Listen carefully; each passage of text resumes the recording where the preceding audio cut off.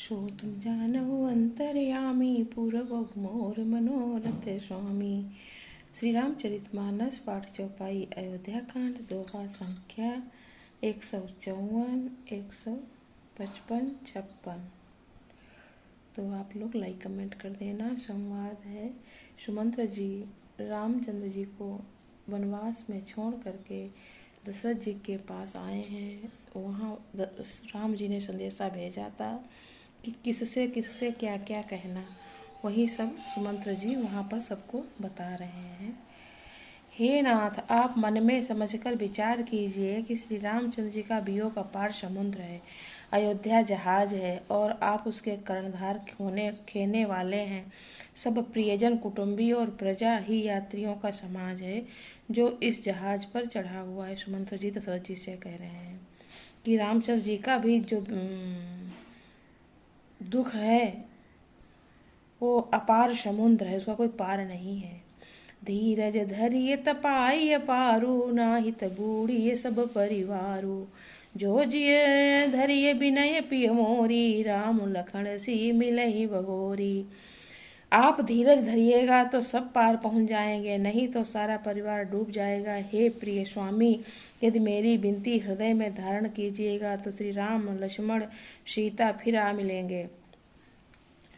सुमंत्र जी कह रहे हैं दशरथ जी से कि धीरज धरिएगा तो सब पार पहुंच जाएंगे। तो धीरज हम लोगों को भी कुछ भी स्थिति परिस्थिति आए रखना चाहिए। सो तुम जानहु अंतर्यामी, पुरवहु मोर मनोरथ स्वामी। प्रिया बचन मृद सुनत नृपु, चितयो आँखि उघार। तलफत मीन मलिन जनु, शीतल सींचत शीतल वारी। प्रिय पत्नी कौशल्या के कोमल वचन सुनते ही राजा ने आंखें खोलकर देखा, मानो तड़पती हुई दीन मछली पर कोई शीतल जल छिड़क दिया हो। अच्छा, ये कौशल्या जी ने कहा है दशरथ जी के लिए, उनको उनकी बातें अच्छी लगी। तो जैसे कोई जलय पर ठंडा पानी डालता है, वैसे ही दशरथ जी को अच्छी लगी। धीर धरि धीरज उठी बैठ भुआलू, कहाँ सुमंत्र कहाँ राम कृपालु। कहाँ लखन कहाँ राम सनेही, कहाँ प्रिय पुत्र वधू वैदेही।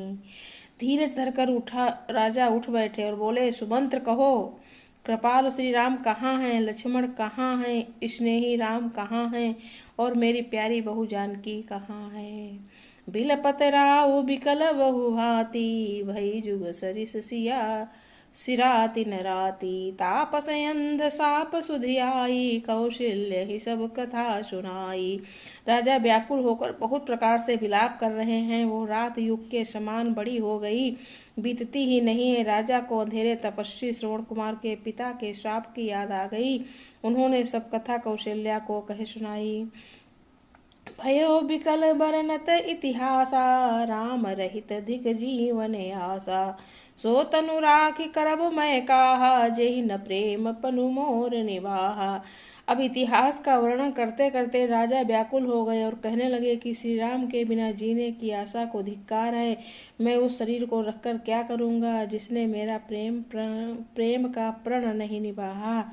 हा रघुनंदन प्राण प्रीते, तुम बिनु जियत बहुत दिनु बीते। हा जानकी लखन हा रघुबर, हा पितु हित चित चातक जलधर। हाँ रघुकुल को आनंद देने वाले मेरे प्राण प्यारे, तुम्हारे बिना जीते हुए मुझे बहुत दिन बीत गए। हाँ जानकी लक्ष्मण, हाँ रघुवर, हाँ पिता के चित्त रूपी चातक के हित करने वाले मेघ। सो तुम जानहु अंतर्यामी, पुरवहु मोर मनोरथ स्वामी। राम राम कही राम कही, राम राम कही राम। तनु परिहर रघुवर बिरहु, राहु गयो सुरधाम। जय श्री राम। राम राम कहकर फिर राम कहकर, फिर राम राम कहकर और फिर राम कहकर राजा श्री राम के विरह में शरीर त्याग कर सुरलोक को सिधार गए। दशरथ जी जियन मरण फलु दशरथ पावा, अंडय अनेक अमल जसु छावा। जियत राम विधु बदनु निहारा, राम विरह करि मरनु संवारा। जीने और मरने का फल तो दशरथ जी ही ने पाया, जिनका निर्मल यश अनेकों ब्रह्मांडों में छा गया। जीते जी तो श्री रामचंद्र जी के चंद्रमा के समान मुख को देखा और श्री राम के विरह को निमित्त बनाकर अपना मरण सुधार लिया। शोक बिकल सब रोवहि रानी, रूपशीलु बलु तेजु बखानी। करहि बिलाप अनेक प्रकारा, परहि भूमि तलु बारहि बारा। सब रानियां शोक के मारे व्याकुल होकर रो रही हैं। वे राजा के रूप, शीतल बल और तेज का बखान कर करके अनेकों प्रकार से विलाप कर रही, बार बार धरती पर गिर गिर कर पड़ती हैं। बिलपहि बिकल दासी अरुदासी, घर घर रुदन करहि पुरवासी। अंधयउ आज भान कुल भानु, धर्म अवधि गुण रूप निधानु। दास दासी गण व्याकुल होकर विलाप कर रहे हैं और नगरवासी घर घर रो रहे हैं। कहते हैं कि आज धर्म की सीमा, गुण और रूप के भंडार, सूर्य कुल के सूर्य अस्त हो गए। गारी शकल ककेहि देहि, नयन विहीन कीन जग जेहि।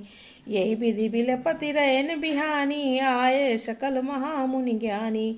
सब कैकेयी को गालियां देते हैं, जिसने संसार भर को बिना नेत्र का अंधा कर दिया। इस प्रकार विलाप करते रात बीत गई। प्रातः काल सब बड़े बड़े ज्ञानी मुनि आए। सो तुम जानहु अंतर्यामी, पुरबहु मोर मनोरथ स्वामी। तब वशिष्ठ मुनि समय सम, कही अनेक इतिहास। शोक निवार्यो सबहि कर, निज विज्ञान प्रकाश। तब वशिष्ठ मुनि ने समय के अनुकूल अनेक इतिहास कहकर उनके विज्ञान के प्रकाश से सबका शोक दूर किया। तेल नाव भरी नृपतनु राखा, दूत बोलाई बहुरी असभाका। धावहु बेगी भरत पहि जाऊ, नृप सुधि कतहु कहाऊ जनिकाऊ। तब कहा कि इस दशरथ जी के शरीर को तेल भर करके नाव में रखो, और दूतों को बुला करके कहा कि जाओ बेग, जल्दी से जाओ, भरत को लेकर के आओ। भरत नानिहार में थे। और नृपसुधि कतहु कहु जनि जाई, जो ये नृप का मृत्यु हुई है, ये वहां भरत जी से मत कहना। जय Shri Ram. Please like comment कर देना। कल पढ़ूंगी अगला अध्याय।